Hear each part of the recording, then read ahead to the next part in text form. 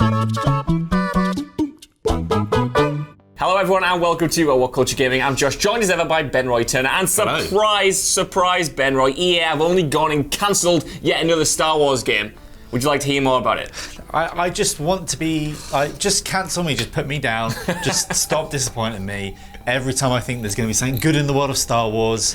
Well, this is kind of, it's an interesting paradox we've got here, because them cancelling another Star Wars project seems bad on the surface, but actually it might be them looking for a new direction, a direction that's better overall for the license. Anyway, the Star Wars game in question actually has a strange history. This is reported by Jason Schreier at Kotaku. Yeah. And they mentioned that way back when Visceral Games and Amy Hennig's Ragtag was cancelled, which was October 2017, that project was moved to EA Vancouver, who started work on an open world Star Wars game, which was going to use the assets from the previous project and was rumored to have live service elements. That sounded bad, but then that game got cancelled, and instead EA Vancouver were apparently moved on to the third Star Wars project, codenamed Viking. Do you know what this all sounds like? This sounds like someone was making something really interesting out of Play-Doh. Yes. And then they left it, and it's gathered some hairs, and then someone else has grabbed it. I'm going to put some blue tack in this, put this together, and then someone else has picked up Lego bricks. Let's stick some of that in there. It just sounds like some Frankenstein child's monster. It does. It kind of sounds like what my girlfriend does with my cooking when I try to make a meal, and then it goes completely tits off, and then she's like, "No, I can salvage this. I can make it work." Put some hot sauce in there. Just put a lot of salt in it. No one will notice. So yeah, this turned into Viking, which was going to be a smaller game that EA wanted to release actually at the end of 2020 to coincide with the new consoles, which only gave the studio a year and a half to make it. So that's where the first problem came from, considering you have less than 2 years to make a brand new Star Wars game. I hope you're going to get to my favourite problem of this, which... I'm actually going to save that for the end, the mic drop of this entire project. Okay, so, EA Vancouver were hard at work on this game, and then EA brought, I'm losing my mind here, they brought in Criterion Games to work alongside them, who was essentially promoted to the lead developer. They are mostly known for the vehicular combat in Battlefront. They worked on Need for Speed. They've now been moved back to Need for Speed. So it was a co-production between the two teams trying to push it out for holiday 2020. Which is worrying, because I don't know if they did the actual ground vehicle stuff in Battlefront, because recently the vehicles, these vehicles that hover across flat surfaces don't do that. They go, ooh, and the camera is so unbearable that there's no point even using them. If I recall, I think they did, what was the mode for Battlefront 2 that was the Starfighter mode? Was it just called the Starfighter mode? Starfighter Assault, yeah. That's it. I'm pretty sure they worked on that. Which is really good. For that. Apparently, they had bigger ambitions according to the Kotaku piece. They wanted to make something story-driven, character-driven, pretty much just generally more Star Wars. But this was actually going to be a Star Wars Battlefront spin-off, first-person shooter with open-world elements. Which how is that a spin-off of Battlefront with open-world elements? Really. Battlefront is just two teams fighting each other. There's no open-world elements to it at all. I think when I was talking, I can't remember whether it was Ewan, I think it was Ewan or maybe Scott who mentioned that. It kind of sounded a bit like, Far Cry. You got these open-world elements, you've got this kind of... My face says it all.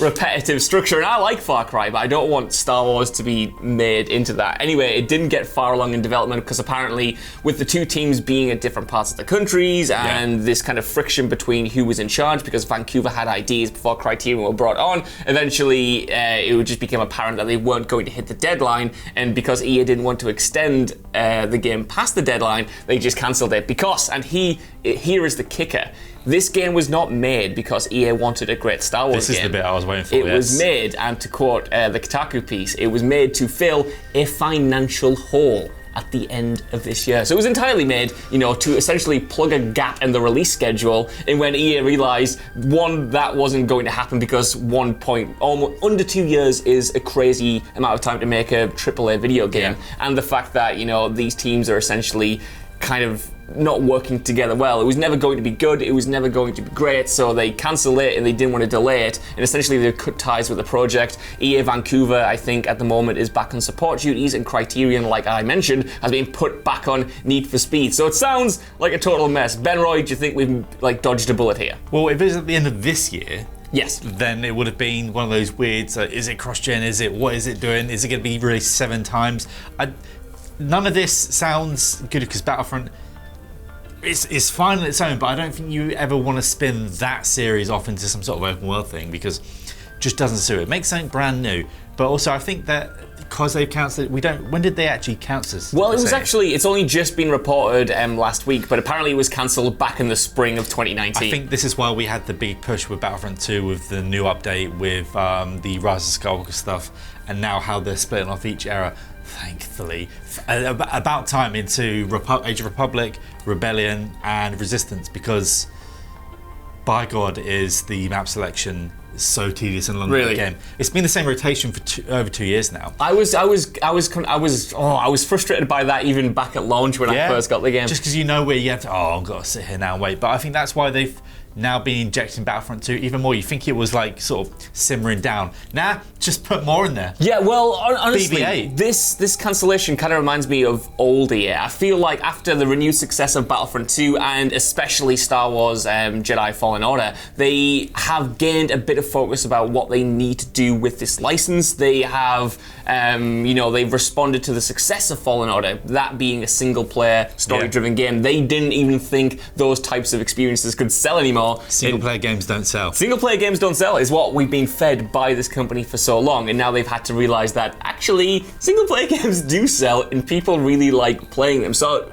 with that in mind, I do think, this cancellation is part of perhaps the old guard of how EA approached the Star Wars license by, just trying to cram things out alongside movies, not really caring for quality, just trying to milk it for all it's worth. And now, hopefully, they've switched, gears, which is what Schreier mentions at the actual end of this report. He mentions that actually there is a Star Wars Fallen Order 2 in development alongside another project at EA Motive, which that is good. So if something can, come from the ashes of this cancelled project, it sucks that so many people worked on it and, didn't get to see it full to completion, especially EA Vancouver, who've now had 2 Star Wars projects cancelled, but still, hopefully this is going to be good going forward. I think avoid open world Frostbite for as long as possible and just stay away from that.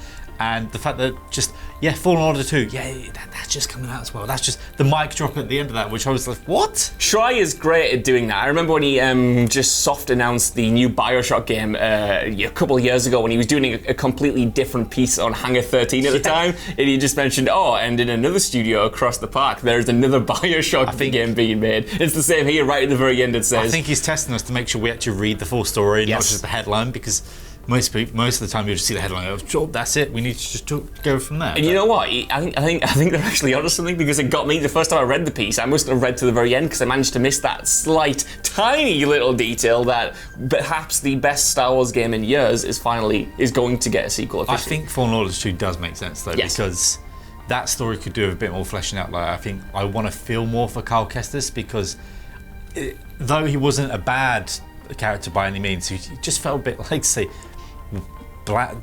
Just a bit bland, Just nothing really to him apart from he was a bit upset during the Order 66, which is obviously everyone will, but there was something about him that he didn't feel finished. I know what you mean. I feel like he wasn't as bad as or as bland as I worried he would be. I still thought he had a decent motivation, and the flashback stuff I really liked, but it did seem as though he was perhaps in a game surrounded by characters who were maybe a bit more interesting than he was. But I think it's just a good push forward from EA, because we've got these 2 titles in production. We don't know what EA Motive are actually working on. Schreier describes it as an unusual Star Wars game, but we know they were responsible for the single-player, story-driven portion of Battlefront 2, so you might assume that we have 2 single-player, story-driven Star Wars games that EA are focusing on, which if you told me that was going to be the case a year ago, I would have laughed in your face, Ben Roy, and probably hit you with a big lightsaber-shaped stick. It seems like they've taken a massive left turn with this, and just now we're just going to do actual games that people maybe want. But I also think that they're going to do a Battlefront 3. Well, I think that will come I think next gen is the right time to drop that sort of game, because I think they've done enough groundwork now to fix the hot mess, which was Battlefront 2. It'll always go down in history as this thing that was like the breaking point for loot boxes, and this is the point of that. No, you can't just nickel and dime us for everything we have. Yeah. But I think Battlefront 3 should come, and it will be coming in the next few years. Well, I was going to ask you about this, because for the longest time when EA announced that they had another Star Wars game in production, we all assumed it was Battlefront 3, because even though it has had a lot of controversy attached to it, like you said, Battlefront 2 especially has won back fans, and they've all sold really well. But the fact that it wasn't mentioned in the report did take me a bit by surprise, but maybe like you're saying, maybe they're going to wait until the next generation of consoles and then drop it then as a proper, event. And I do think people will be more responsive to it if we get perhaps a Fallen Order sequel in between and EA prove that they have, what it takes to create great Star Wars games, and they're not just going to milk the franchise and use them to fill financial holes in the market. God, I need a different financial health field at the moment.